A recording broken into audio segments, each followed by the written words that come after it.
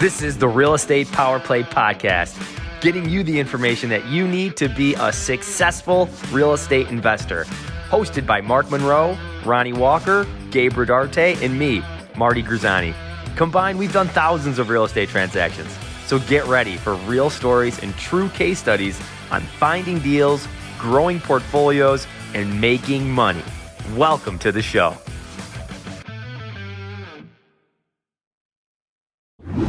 Good afternoon, everyone. This is Ronald Walker and Mark Monroe and Marty Grizzanti. We're here with Real Estate Power Play. And today, guys, we're going to be talking about, do we have a deal or do we not have a deal? And what is a real estate deal look like? So, Marty, Mark, how you doing, man? We haven't talked in a minute. I'm doing well, doing very well. Thank you so much for asking.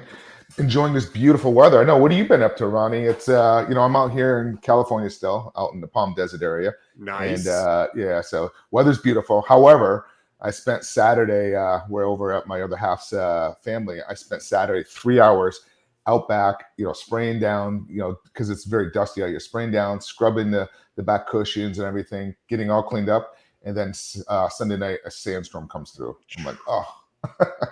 But it is what it is. But overall, everything's great. Got a lot of good things coming down the pipe, and I'm excited. So, everything's going really well. Thank you for asking. Awesome. Marty. That's awesome, man. Marty, how are you doing, man? I'm good, buddy. It's good to see you guys. Mark, Ronnie. It's been a while, Ronnie. We missed you last episode, so it's good to have you back, bud.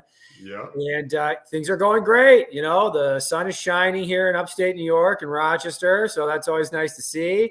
And we're popping. Matt and I, we're just keeping things moving along with the flips and the mobile home park. So we're excited. I'm actually very excited about this topic. This is near and dear to my heart, and I know how tough it is for sometimes in the beginning to understand, especially for newbies, this topic. But before we get to that, Ronnie, I want to know this: how's everything going with you?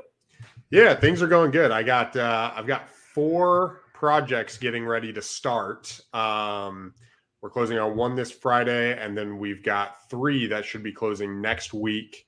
We've got 1 going on now. I just finished construction in my house with my new office. So today I have a custom bookshelf going up. That's what he's pausing on working right now, so we could do this live. But we've got a lot churning. We closed a couple wholesale deals this month, and we've got some others, and we're just kind of ramping up. For those who don't know, I actually brought my brother on board, and my brother's been doing construction for nearly 10 years, all different kinds of construction, development, commercial, road construction, roofing, all different kinds of stuff. So he actually moved to Michigan from Alaska and is picking up and is going to be managing our crews and doing a lot of the construction side. So we're getting that ramped up, and he's really, this one closing on Friday will be his first big one outside of my office, which he's working on right now. So a lot going on, but it's been good, man. It's been really good. So I want to dive into this topic, right? I want to dive into deal, no deal. I know I work with a bunch of JV partners, right? I partner with people on deals quite frequently. Whether it's a cash deal, we're doing one right now where I'm the one being assigned the deal, right? So I got a wholesaler who brought me a deal. We're buying it in Dallas, Texas. Or a JV partner or another investor will come to me and be like, hey, I have this deal. Can we partner on it and do a flip together? Can we do a owner financing?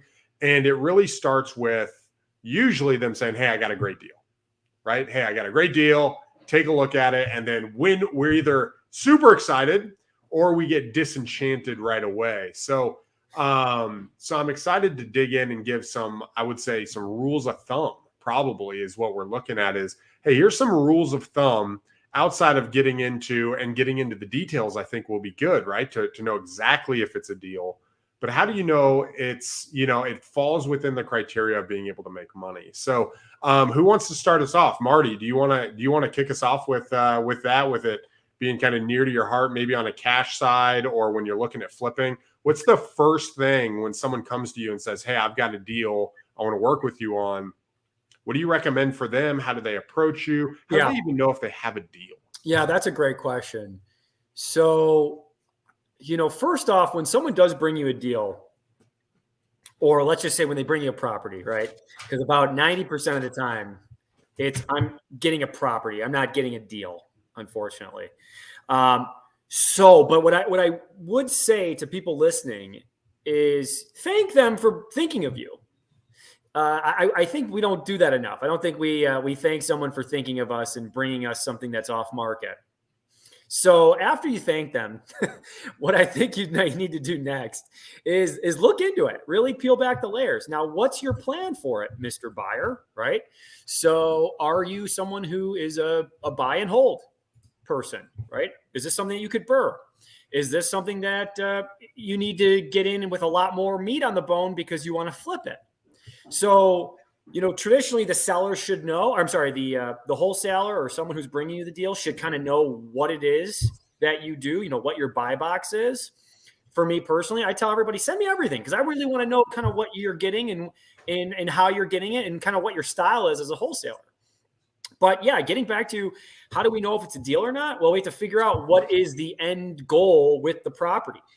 And so I want to start there before we go further, because I think that's going to be a big differentiator in what we think is, hey, either we're going to go down this road of, can we sell our finance? Is there enough meat on the bone to do it as I could buy it and then flip it? Or can I even buy it and reassign it? Yeah. So let's transition there a little bit, because I think that's a really good question when people are approaching a deal is, hey, what type of deal is this, right? What are those available exit strategies for a property and what ways we can do that? Mark, do you mind kind of unpacking what some of those exit strategies are when you're looking at a house? What are the different things that we can do with a property in general that people should be, that investors should be looking at when they're looking at a property? What are those extra strategies? Yeah, I go into it just like what Marty's saying is whenever a deal comes in, you always want to look at your exit strategy. Who is your buyer going to be? Is it going to be you, the buyer? You're going to sit there and hold it for a little while. Ronnie, real quick, you're getting a little feedback there, Ronnie. I just want to give you a heads up on that. Okay. Yeah, no problem. But anyways, so I go into it looking at like, what is the seller trying to accomplish? Is the seller, like, how motivated is the seller? What is the seller's overall goal? Do they need all this capital to move to another property, or do they not need the capital? Or are they desperate and they just need to sell immediately and the house needs a lot of repairs and they don't have the capital? So you kind of have to look at it really as what is the exit strategy of that particular deal and who is your potential buyer? The other thing, and somebody just mentioned a second ago about your buy box. Buy boxes, I can't stress how extremely important that is. I had somebody, just brought a deal just the other day to me, and it was a $2.9 million deal. The seller's motivated. However, how long is it going to take you to move that property? How many payments are you going to have to carry? For me, my buy boxes, I like to stay 20% of whatever the median price range is above it or below it. So that's kind of what I look at. But really, it really comes down to the seller being motivated and what the seller's trying to accomplish.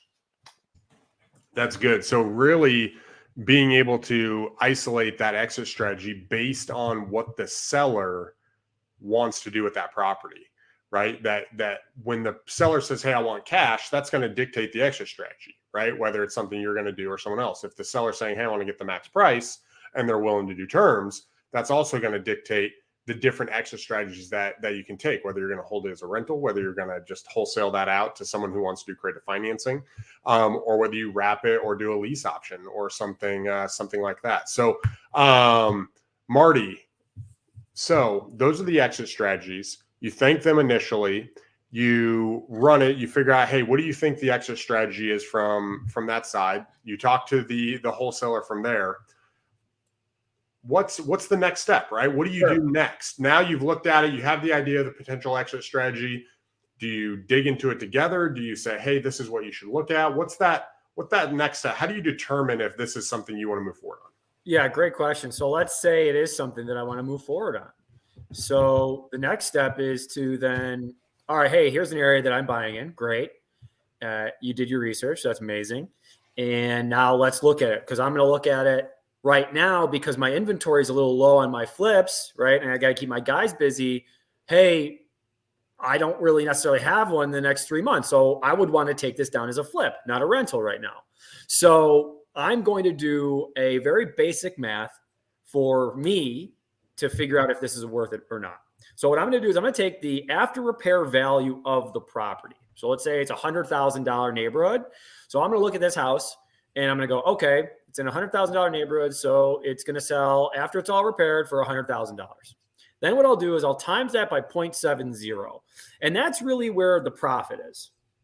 So now I have to get this property. Let's say it's perfect for $70,000 for me to make what I need to make to keep the wheels moving. Okay. From there, I need to minus my repairs. So now I got to go and look at it and go, okay, well, it isn't perfect. Looks like it needs windows, new bath, new kitchen, floors, and paint. All right, what's that? That's going to be another, $20,000, hopefully, right? But let's just say it's $20,000. So now I have to get this for $50,000. That's my number. So that is hopefully the deal comes across the desk and it looks like it's, 45 or 50,000. If it is, great, let's go and do it. If not, then we got to make some adjustments. And I will say this, here's a slick trick. Potentially you can work with the wholesaler to say, hey, I want to pay you a fee. I do. I want to pay you whatever the fee is. Okay. That's not what I'm doing, but is there any room for the seller to go down? Can we renegotiate? Is there room there with the seller, do you think? So try to push back a little bit in regards to, hey, do you think they could go down and more so I could, potentially do this deal with you? But yeah, Ronnie, that's what I'm looking at right now in regards to the numbers when I'm looking at a flip. I know it might be different for you when you might be taking down. I know you're getting more into buying some rentals. And I know it's completely different with Mark. So I'd like to hear from you guys if you don't mind. I think it's good to isolate or good to mention, when people are bringing a deal, right? If you're looking at a property out there and I'm looking at a property, it really determines one of two primary sides. Is this a long-term hold / creative finance deal? Or is this a cash deal? And if you can separate those two into two different camps, they're analyzed in two different ways, right?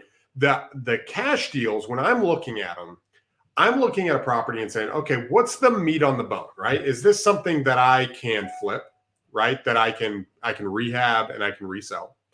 Is this something I can do, maybe a wholesale, maybe a light flip, right? Just to trash out and relist for a spread. Is this something that I'm just going to be able to wholesale? And how much meat is on the bone for the end investor, right? Is there a 20? Is there a 30? Is there a $40,000 nugget on the back end? And how much meat is there? Because if it's a cash deal, just like what you said, we're gonna want that as discounted as possible, right? We're looking for potential, right? We're looking for equity we can add in the property. How much work does it need? How much equity can we add on the resale, whether through a light rehab, through no rehab, or through a massive rehab? And what is that potential gain for us as an investor? So if you're out there and you're wholesaling and you're going to bring a deal and it's going to be a cash deal, the question that I want my partners to ask is, how much money can I legitimately make, right? How much money can the cash buyer legitimately make on the back end? If he's going to renovate it and refinance it and rent it, how much equity is on the table? And what is that rent rate going to be afterwards? And what's his net rate after it's done, right? What does that look like? And if I'm going to flip it, the same thing. I want them looking out for my best interest so they can call me and say, hey, Ronnie, I've got this really good deal. If you buy it, here's the scenario. Hey, it's two houses. They're on two separate lots. They're two parcels. There's a well, and both of them share the well. I think you should buy it, and it's $100,000. I think you should buy this because if you can separate the well, you can put $8,000 to $12,000 into a well, separate them out, then you could sell each house on their own. And I think you could make $75,000 after it's said and done. I actually have that deal right now that I'm working, that exact deal. And so being able to isolate and identify this is where the money's going to be made, I think is key. Mark, maybe you could unpack, what are you looking for when they say, hey, I have a deal and it's on the creative finance side? What are some things that need to be in place for it to be a creative deal, because it's not equity, right? It's not equity. That's not what you're looking for. So what are those factors that we're looking for? Well, before I jump into that, let's stay on the cash buyer side for a second, because I see a lot of times like a JV or somebody's bringing a deal, and you guys probably still see this, is, and Marty just mentioned a second ago about ARV and like repairs. Like a lot of times, I can't tell you how many times people are coming to me and they're new in the business and they are so far off about the repairs and what they're looking at. Let's unpack that a little bit more, since we're on that cash buyer topic, if we can, before we jump over to the creative side. So like, for example, Ronnie, like how do you determine, like somebody just came to me the other day and they're like, oh, the house needs $10,000 repairs. I'm thinking to myself, inflation the past, 6 to 12 months. I mean, you can't do anything with repairs unless it's just cosmetics for $10,000. And they're saying, oh, I need a new kitchen, new floors, this and that. I'm like, okay.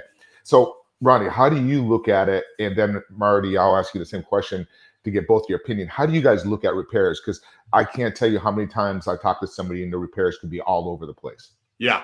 So I think what typically where it starts when you're running acquisition. So I've probably hired 20 acquisition coordinators, in my 9 years in the business now. I usually say 7, but it's actually been 9. I didn't realize that. So I've been doing that. But so I've hired a lot of acquisition coordinators. And one of the things that happens is the acquisition coordinator or the new investor, they're negotiating with a seller, right? And so when they start asking them, what does the house need? Well, it needs a kitchen, it needs a new flooring, it needs blank. Okay, how much do you think that'll cost? Oh, I could probably do it for $8,000 or for $12,000. And then that becomes their number that they bring the property to me at, right? And then I've got to come back and I've got to re-educate and be like, okay, where are you getting this $8,000 number? Well, that's what the seller said it would be. And that's a lot of times where that low number comes in, is because from their lens, from the perspective of negotiating with the seller, what the seller says sounds reasonable, right? Like what they say sounds reasonable. But it's missing some key information. And so that's where that comes from, right? That's where those low numbers typically come from. In my experience, is it's not that the new investor or the new acquisition coordinator or the new person talking to a seller legitimately thinks that it's $10,000. It's that they have no clue. And so they're taking the word of someone who owns the home, thinking that, they have a better idea and they understand the property and they're walking me through what they would do. And so from a reasonable standpoint, it makes sense, right? Like, of course you would think that, but remodeling and starting fresh and putting all new things in there costs quite a bit of money. It's not just doing it yourself. It's not just the materials that you're buying from, say, a Home Depot or a Lowe's or your local stores, right? It's also the week worth of labor, right? For the kitchen. It's also the 2 months of remodeling that is being charged because these people aren't working for free, right? More than half the project potentially is in the labor side. You know what I'm saying? It's not just the materials, it's materials and what it costs to get these people to do the work. So I think that's where the new investors come in, where they think it's cheap is, yeah, it might be cheap, but you need someone to do it. And that work that people are doing, the general contractor, the electricians, all of those people cost quite a bit of money, right? And that's where we have to remember, hey, the cost is not just the materials and it's not just what the seller says they're going to do on their own. So back to your question, Mark, and I think this is really good, is you honestly, if you're brand new, call some local people and ask them for some just initial bids. And you can do this very, very easily. This is how I did it when I came up to Michigan. Okay. I don't remember how I did it. When I was brand new, I just guessed and then I grabbed formulas and did that. But when I moved to Michigan, I called local general contractors and I sent them my pictures to my properties that were under contract. I was like, hey, can you give me just like a basic idea? Here's the properties I want it to look like, for the ARV. And here's what it looks like now. Could you give me a rough idea per area? And then I've got a spreadsheet that's like kitchen, bathroom. Like, I don't want a detailed breakdown. I just want per room, how much is it going to cost to make it look like that? And then he gave me essentially a general outline that basically was him taking 15 minutes looking at it and putting prices together. And that gave me an idea for negotiating. And that's what I would recommend, especially if you're starting off. You can just call GCs and just like, hey, I have a project. I'm getting ready to buy it. Would you mind giving me a bid? And if you got to pay him $100, you might have to pay him $100. But that's a good idea to get into local market prices. But until then, I mean, look up what things cost and get opinions. And once you have them, that's going to be the most accurate. Marty, do you have a different way? Because I know you're doing things in New York, and do you have like a formula, or do you do something different? Well, I think this just tells you guys how difficult it can be to get a real deal, right? I think people kind of gloss over or forget that it is extremely tough to get a deal that's like a no-brainer great deal. Yeah. Occasionally deals are made. And Ronnie's right. When you're starting off, this is the toughest thing, is to figure out what the things cost and kind of what's the best way in regards to estimate how much things are going to be when you do the remodel.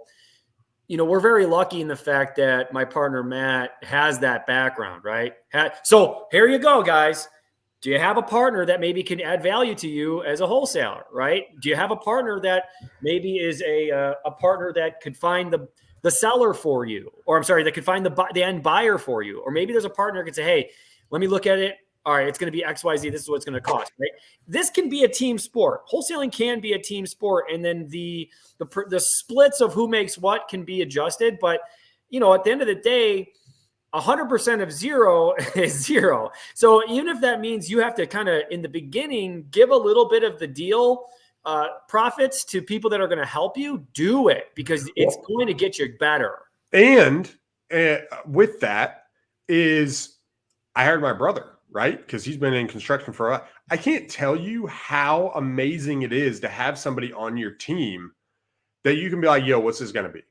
Right. And there's ways to do that when it's not just family too, right? Like what you can do, there's a guy in my market, and this is what I structured me and my brother's relationship after, is he helps local contractors set up LLCs, do this. And then when they go on the deal, they split the profits in different ways, not necessarily 50-50, but they have different splits. That way his cost is low and the contractor can end up making more money, but it works for both of them, right? And so there's ways of approaching people and saying, hey, this is what I need. This is the business I'm in. Can we come to an arrangement, right?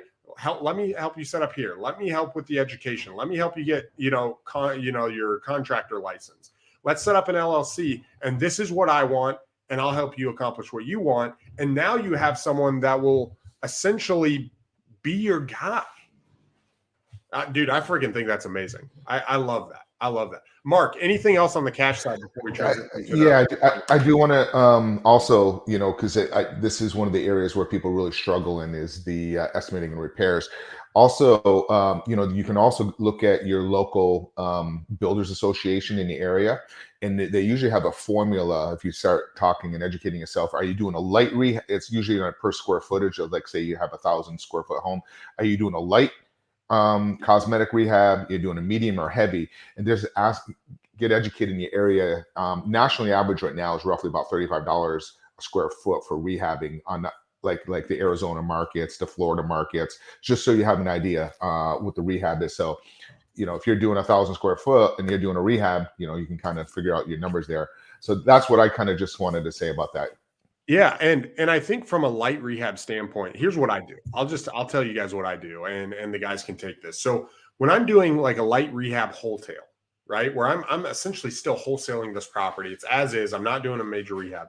I'm doing a trash out, which a trash out includes changing the locks, getting all the trash out of the property, ripping up the old carpet, putting in new flooring, and painting the property, and taking out old smelly appliances.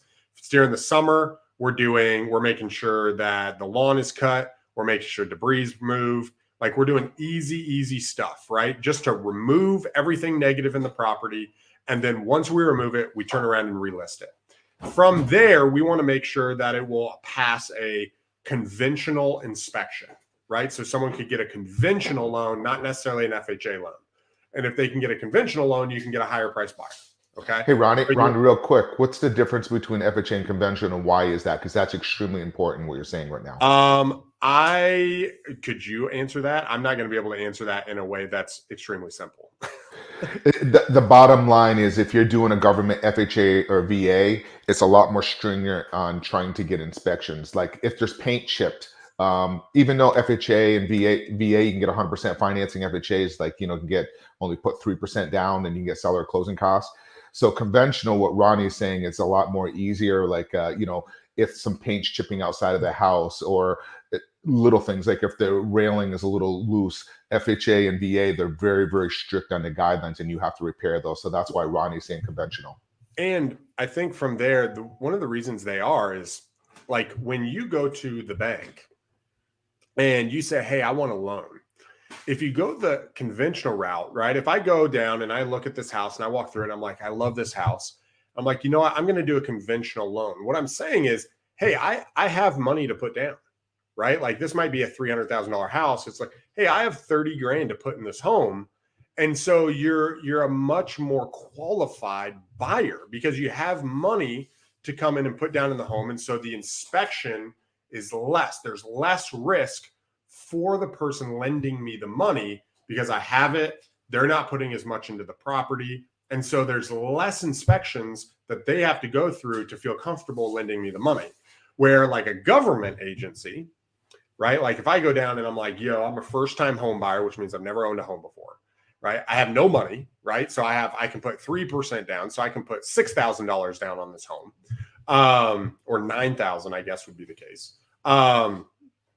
And they're like, you know what? We need to make sure this house is super nice and it passes all this stuff. So this dude doesn't have to do anything. We can walk in, the house is good. They're also going to add some other insurances on the back end, which cause my monthly payment to go up, but it ensures them that things are good. Well, when I'm selling as an investor a cash house, I'm not going to an FHA buyer because I'm selling a wholesale property. But what we can do in today's market is I can have a property, I can remove all the bad stuff and I can say, hey, here's a discounted property. Houses in this area are selling for 180. Here's one for 125. And you can do whatever you want to it. And you can, Mr. Seller, put 30 grand into it and you can have some equity. And don't forget the anti-flip rule too, Ronnie. There's a flip rule in the FHA where, at least in New York, where you have to hold it for 6 months before you can sell it as an FHA. So that is, it might be just a New York State thing, but that's something to think about too, guys. Real quick, I wanted to just piggyback off of that. I had a prime example of a deal when I was working with, somebody called me up and asked me some questions. He actually was doing a hotel deal, had it under contract. They were going through the process. The buyer was getting an FHA loan. So they went through the inspection. The wholesaler or the fix and flip guy actually had to come out of pocket an extra $11,000 to fix the repairs based off of the inspection. So it would totally dip into his pocket. So that's one thing that's really critical to make sure that you're kind of aware of when you're looking at selling it to your end buyer, making sure, how much money you want to put into it. If you want it to look beautiful, brand new and, turnkey, then you don't have anything to worry about. But the other direction, you need to kind of understand a little bit more about it. But good stuff. I love it. All right. So those are some things when you guys are analyzing deals, when you're looking at deals, one, figure out what is the property worth, right? What is the potential meat on the bone, right? From the purchase price that we have it under contract on a cash deal to the potential equity, and then being able to look at, okay, how much of that equity is eaten in repairs? And if you can determine that, hey, after that, there's still meat on the bone, this could be a really good wholesale deal. This could be a really good fix and flip. This could be a property that's worth investing in and either partnering with someone to learn the process or doing it yourself. So transitioning outside of that, what makes a really good creative finance deal? And what are the profit factors or the profit, spots in the deal that need to be hit in order for this to be something that you might want to move forward on, Mark? The number one rule is the seller. That's really what it is. Is the seller really open to selling on terms? One of the questions I highly recommend, and this is how you know if it's going to be, if you can do creative financing, whoever, when you're talking to a seller, is like, hey, would you be willing to rent your property for a few years and then we close on it? If they say yes, then you know that they're open to selling on terms. Then at that point, you can kind of go a little bit deeper into detail on it.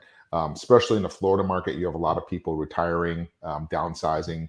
Those are perfect opportunities, second homes. So that's the number one question. Then the next question is really, I look at, if they are open to terms, how fast do they want to carry that? Do they want it 3 years, 5 years, 7 years, 10 years? I try to get it far out as possible. And then the third thing is the monthly cash flow. That's really, really the key on the cash flow, because I've done a creative financing deal where the cash flow is only $50. It doesn't make sense staying in the deal. So what I did is I just assigned my deal. Same thing as a wholesale, but you actually assign your contract to your end buyer if you're doing a sandwich lease option, sub-chew, seller financing. But normally I try to look for about $300 a month cash flow to keep it in my portfolio. However, the other option is, when you look at a deal, when I underwrite it, is how much equity is in that deal. I have one right now where I'm only cash flowing $50 a month. However, I have $105,000 of equity in that deal. So that's a different story. So that one I don't mind. And then what happened was I'm technically upside down in that deal now because the taxes in the area went up. So I'm actually coming out of pocket about $75 a month now. However, I only have a year left on that. And then when I'll be able to cash out, I'll be able to cash out that $105,000 of equity. So you have to look at every deal to see if it makes sense, if you guys understand how that looks at it. I love it. Yeah, because I was going to just add that when I hear people say, hey, where do I find seller finance deals? How do I find a seller finance deals? I'm willing to buy seller finance deals. You make seller finance deals. It's you asking the seller if they'll hold paper or they'll do a seller finance deal. That's how it happens. So when people go, well, how do you get them? It's by asking. They're not going to typically, unless it's someone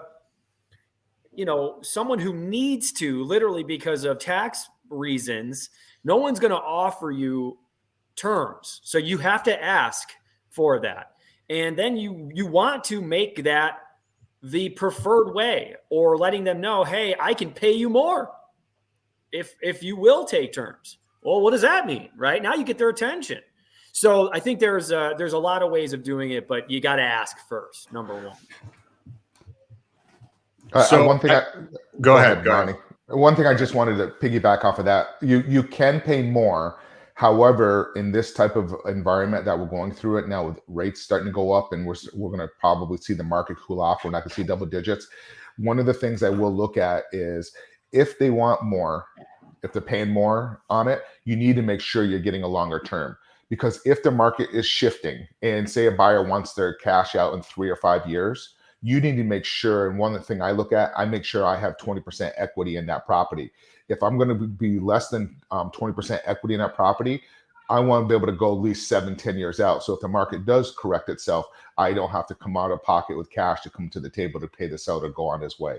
Does that kind of make sense? 100%. And that's a great point to add, because for us, when we're doing that, when we're saying, hey, would you be willing to hold paper, or would you be willing to take your equity in installments, right? That's the term that we like to use. Part of it is, hey, we follow the 5-5-5 rule here at Upstate Home Buyers. So you got to hold at least 5 years.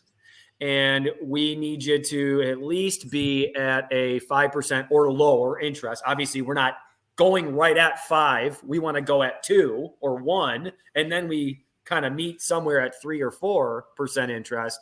And then no more than 5% down, hopefully nothing, right? Preferably. Like we just did one where the gentleman is, again, he didn't And we found out because of just communicating and talking and just keeping that rapport that he didn't need the money. It was going to his grandkids. So we were just going to be paying his closing costs and that first monthly payment. And he's holding it for 30 years and on a 30-year amortization. So the cash flow will be insane, but it's by asking. And if people don't ask, then you're never going to get it. So one of the things to keep in mind too. So you asked, what's the benefit for a seller to sell on terms? So what's the number one thing that people want when they sell their house? Like they want the most money, right? Like people want the most money. So when you sell on terms, you're able to offer the seller the most money possible in a transaction. So you might ask, well, how's that the case, right? Can't they just list it with a realtor? They actually get more money than if they list it with a realtor if they're willing to sell on terms, because they're able to get not only a premium on purchase price, they're able to avoid any repairs that need to be done now or in the future. And they get interest on top of that, or a monthly payment on top of that. So they get to pocket that. So let's say the monthly payment was $1,400 and the interest payment on that $1,400 was $800 a month, right? So that $800 a month, they are essentially making $20,000 more. Plus, when it actually comes out of it, like a refinance or the final balloon comes due and they get paid, there's no realtor on that final sale. So what happens is that whole 6% is saved, plus the premium, plus the interest.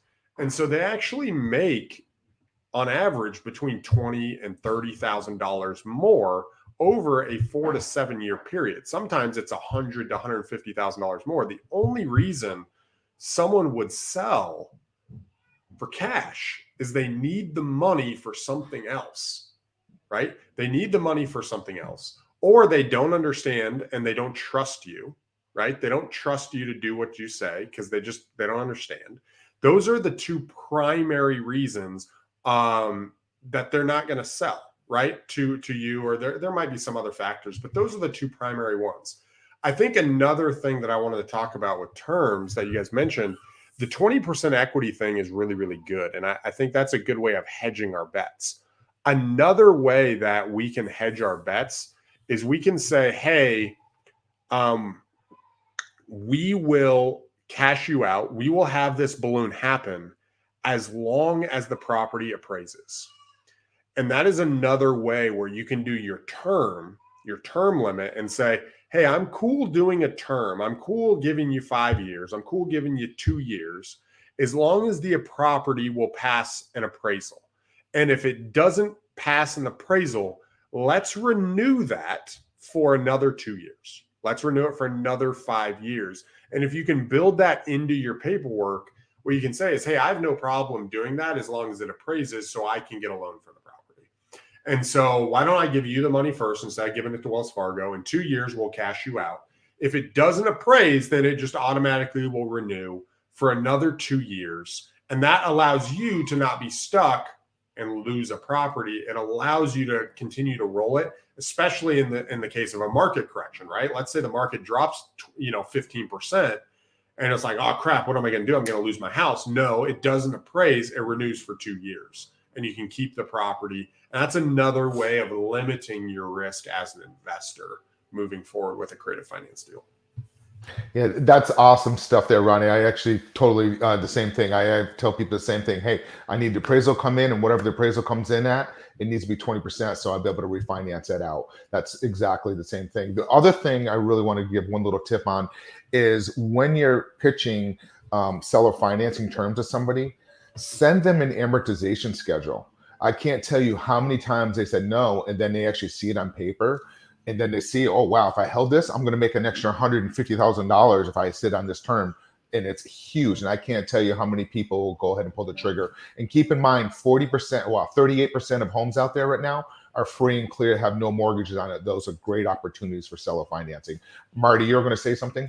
I was going to say, guys, take the time. I mean, number one, that was awesome tip by Ronnie. I never heard that before. And Mark, that you've done that. So that's awesome to know that that's that's something that obviously you guys are implementing and it's working. And the amortization calendar is a beautiful thing to do. It's actually what you guys should do when you're on the phone with them. Go over it with them and let them know, hey, you're not just making 100 grand, sir. You're ending up going to make 142 grand because of interest. And is that worth it to you?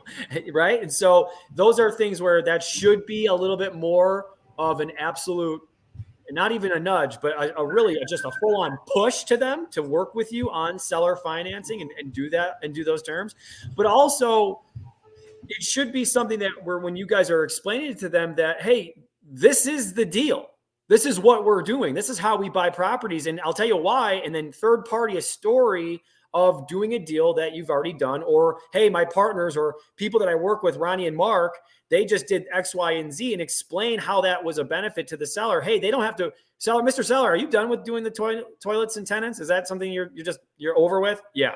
Okay, I'm sure you probably don't want to mess with the taxes anymore either, right? Nope. Great. So here's what all of my sellers love doing. Here's why they love working with me on terms, and really show the benefit. Not go, you wouldn't want to do terms, would you?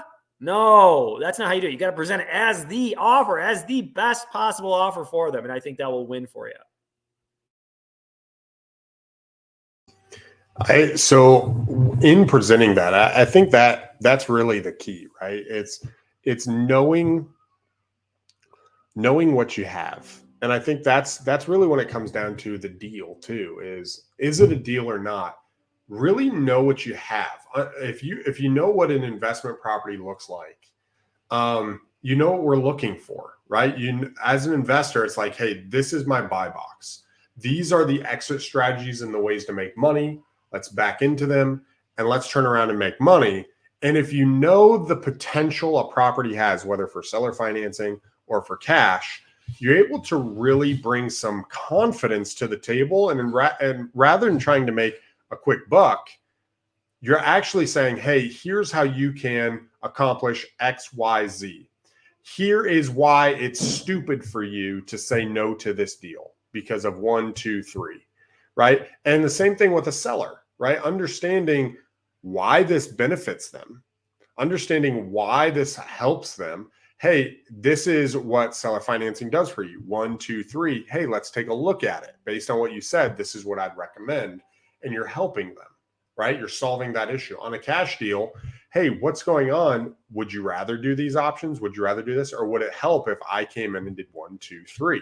And then if they say yes, you move down that direction and you're able to help them. But understanding what that value is, I think is critical to not only picking up good deals that you feel confident in, and they're not just a property under contract, but being able to say, hey, this is the value to them, this is the value to me, this is the value to the investor, and you can move forward with a solid deal. So that being said, any thoughts on tips for investors who are planning on JVing with other individuals or bringing a deal to the table or asking, hey, is this a deal? Should I invest in this? Things to look out for, things they should focus on. What are some of those tips? Mark, I know you're working with quite a few JV partners. What are some of those things that you want them to bring to the table for you? I actually want to ask both of you this question here, because this is probably the number one thing besides the numbers of looking at a deal, is probably the second biggest thing that I always see problems, and I'm sure you guys, is, oh, I have a seller that's motivated. And then you get on the phone with the seller and you speak to them and they just want top retail, if not more than that. That's probably one of the number one things I get from people. I had one JV I just started working with. All 3 of his first deals he brought me, the sellers were not motivated and they all wanted like $100,000 more than what they anticipated. So, Marty, let me ask you that question. Once you jump into there. No, that's really good, Mark. And I think there's a couple of things. I think, guys, there's a big difference between someone who wants an offer and someone who needs to sell, right? So there's plenty of times people want an offer. You could call me and I want an offer, right? If someone tells you, hey, sure, I'll sell for the right price, you're probably not going to get a deal there, right?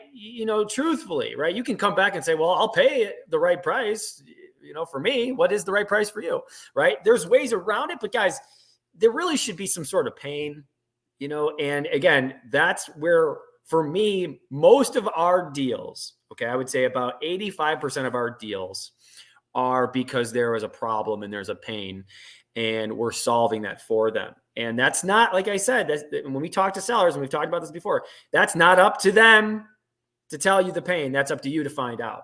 So that's a lot of investigation. That's rapport building. That's asking questions. That's storytelling about how you helped other people through similar situations. That's labeling things like, hey, is that something that's the same for you, Ronnie? It sounds like this is becoming a really just a giant weight on your shoulders. Would you say that's fair to say?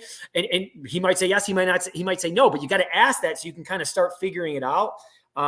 One thing before I get to the question that Ronnie asked is Ronnie's probably unconsciously competent when it comes to selling, which means he doesn't really know he's doing it, but he's doing it anyways. And one of the things that he was saying when you're talking to people, he's saying, here's why. When you say here's why, you're going to give a benefit to working with you. So if you guys, when you're listening or when you're talking to sellers, can start adding here's why, then you're automatically going to start giving benefits, okay, to why they should be working with you. Well, here's why. And now if you're doing this, and now here's why you should, and here's why working with me, or here's why selling on terms, start putting here's why into your vocabulary, because it's automatically going to make you say benefits. And the other thing is, go ahead, Ronnie, go ahead. No, I was going to say, in regards to working with partners or bringing, things to the table, just know that it's probably better to have a rapport with the end buyer before you bring them the deal, right? I would say start having relationships with the biggest buyers in town, because what might not be a deal for me might be a deal for Mark. Just like he says, I need equity in my deal right now because I got team of guys who need to make some money. Mark doesn't need that. So I would say, in regards to like figuring out your organization and the people that are going to be working with you, I really think you need to start with the networking right away, in true networking, true trying to add value to that end buyer, and they will be happy when you call instead of going, what do you got now? I love that. So Mark, I'm going to answer your question about motivation. So motivation is not someone who's willing to sell, right? Like Marty said, anybody, if you give somebody an offer they just can't refuse and money on the table, like people take it sometimes. But there's 3 types of problems that all real estate problems fall into. I'm going to say all. I'm going to make a pretty bold statement. It's financial distress. Okay, like the problem comes in where that person has a financial problem. It is physical distress, meaning the house has a whole bunch of problems, like it needs rehab. Right? There's physical distress that they can't address. Or there's circumstantial distress. There's something in their life, a circumstance that is causing them to not want to have to focus on this property. Okay. Those are the 3 categories that dictate someone's motivation. And what I've found is that financial distress absolutely does happen, but it's less frequent than it was, say, 5 years ago. Okay. Physical distress is also less frequent. We do need a property with equity, but a lot of the properties that have really bad problems, I'm not running into that as much. The thing that I am running into on 85% of my deals is circumstantial distress. We just put one under contract not too long ago. The lady has 2 houses. One is free and clear. Her husband left her with 3 kids. Right? He left, he disappeared. She has this extra house. She's got a payment she can't afford. She's taking this free and clear house. She wants to sell it to us because it's gravy. She's going to take that money and she's going to pay off the remaining loan of her other property. Right? So she has a free and clear place so she doesn't have the monthly payment. That's a circumstantial distress. I had another one that I'm working with right now. We put it under contract. The tenant's not moving out. We are going to take over the tenant eviction process for her circumstances. There's some other issues going on in her family. She doesn't want to deal with this. This person's slightly hostile. For the discount and for buying the property, we're taking over the tenant problem. We're going to do the eviction and get them out. That's a circumstantial problem. And so what you have is, if you can isolate someone into one of those three areas, they're motivated. Why is that so critical? Because if you can figure out, hey, this person doesn't have any money, right? And it's not based on the list. It's based on your conversation. Hey, this person needs to sell. They were rehabbing it and they ran out of money, right? Okay, now you can talk to them. Now you understand what's going on. Hey, this person has some type of life event happening, and this is a stress, or this is going to solve a major problem not directly related here. That's when you can get on the phone. You can say, hey, have you thought about this? Have you thought about this? What is the best scenario for you? And so as you're out there cold calling, or you're out there getting new leads, or you're out there working, start writing down the different problems you're running into, right? Family issues, divorce, single parents, bad tenants, right? Inherited a property, ran out of money, all these different things. And when you write those down, then you can say, okay, what did they run into? They ran into this. How can I solve that? How can I make this easier for them? How can I make it more desirable to work with me? And as you do that, you'll begin to be more and more valuable to those clients when you speak to them. And so coming back to Mark, if you are a new investor and you are bringing a deal, Mark said the number one most important thing for a seller finance deal is a motivated seller, right? Is someone who is open to talking. Motivation really comes down to, especially in like a term scenario or something like that, someone who is open, right? Someone who falls into circumstantial distress, physical distress, or financial distress. And if you can isolate those things, you have someone that's worth talking to and worth negotiating with. If they don't have this, you're probably not going to do a deal with them. They're not the right client for you. They have other options, right? And those options are better. Our options come around being easy, about being certain, about building trust, about getting things done in a faster timeline with less headaches. Marty, any thoughts to that? No, you hit it right in the head. There's got to be motivation, and there's got to be a willingness on the seller. There's got to be they got to be flexible, and they got to be someone who wants to work with you. And just so you know, guys, rarely, or I would say 90% of the time, they're not going to just say, yes, I'm a motivated seller and I'm willing to, I'm willing, or they're going to throw out a number that just automatically makes sense right from the go. Those are people that you want to follow up with. A lot of this game is follow up. A lot of this game is follow up. So work on getting your spreadsheets, your CRMs, whatever it might be, where you can consistently stay on top of leads, of where at least they're responding to you. What's Cole got to say? How you doing, buddy? Cole. Cole's the man, by the way. He's down there in Texas doing lots of seller financing. So what do y'all see as the top two motivations, if stacked on a list, bring in the most deals?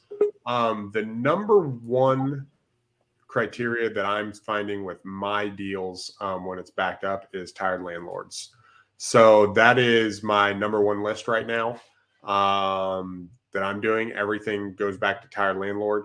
On top of the tired landlord is tax delinquent. If you can do a tired landlord or tax delinquent or absentee owner tax, something where someone's not living there, that is for me the number one lists. Those are where most of my deals are coming from, are those two lists. Cool. Good question, bro. All right, guys, we're coming to the end of our time. Final thoughts for new investors, for other investors who are looking at deals, looking to get into creative financing. Final thoughts on, is this a deal or is this not a deal? We've had a lot of good stuff, Marty. You've shared a ton of stuff. I mean, friggin' being able to, just here's why, right? Like, this is why it's important. and then Mark being able to open up some of the creative finance stuff. What are some final things you want to leave the guys with today? Marty, why don't you go first? Yeah, I would say that it really is a team sport, guys, in the beginning. And I think it took me maybe about 2 years to really understand what a deal was. And that's okay. That's okay for you not to know. And it looking like it's very simple on YouTube, it's not. It takes a lot of time and effort to really figure this stuff out. So be patient with yourself and be honest and open to working with other people. And I think it's going to work out a lot faster than if you're just saying, I want to keep this to myself and not let anybody know. So I think you in the first couple, let everybody know what's going on and how they could help you potentially. I love it. Mark, final thoughts. I think I may be freezing, so if I do apologize, just skip me. But just use the Power Play Facebook group if you have any questions, if you're not sure if you have a deal or not a deal. I think I'm freezing, so I'm just going to say goodbye, everybody. So I apologize. All right. Yeah, and I think with what Mark was saying, if you guys have questions, post on the Power Play Facebook page. We'd love to answer it. I think as far as the final things with motivation, when you guys are thinking about talking to sellers, are they motivated, right? Do they have an issue that we can address?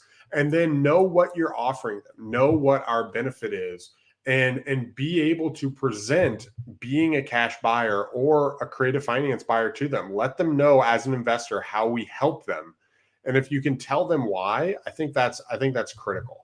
And them having one of three problems and then telling them why they should work with us or the direction you think is best for them, I think that for me, it's about conviction that what I do really helps them. And that I also really care about getting them what they want. And if those two things can marry, then I know that I believe in what I'm doing and I really care for them. And so why is my solution not going to be the best for them? And if you can take that approach, if you can have conviction and you can know that your solution is the best, guys, that's what's going to make your buyers more money, because you're going to believe you have the best deal for them. That's what's going to cause your sellers to trust you, right? Where it's like, hey, I have the best solution for you. And you're going to be able to be just a rock star in the marketplace. So, all right, guys, we come to you every Tuesday here, and come visit us next week. We're at 12 Eastern time. And until next week, go out and kill it. Peace. This has been another episode of Real Estate Power Play, guiding real estate entrepreneurs to a brighter future. If you liked what you heard, consider subscribing wherever you listen to your podcast, or follow us on YouTube at Real Estate Power Play.